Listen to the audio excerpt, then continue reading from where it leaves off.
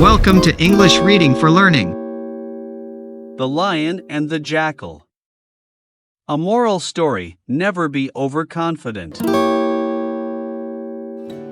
A jackal was roaming the forest looking for some prey when he came face to face with a deadly lion.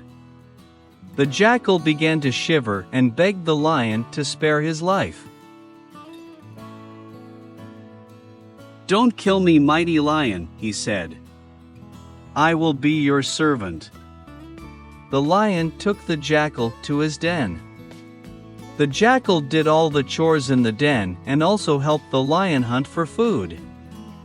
Over time, all the animals became scared of the jackal as he roamed around with the lion. The jackal became overconfident and began to think of himself as the king of the jungle.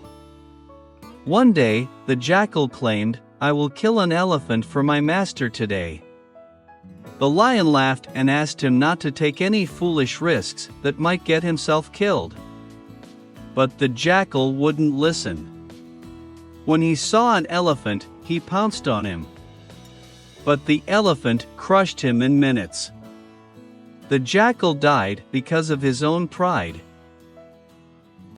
Thanks for watching and listening. Please click like and subscribe for new and latest uploads.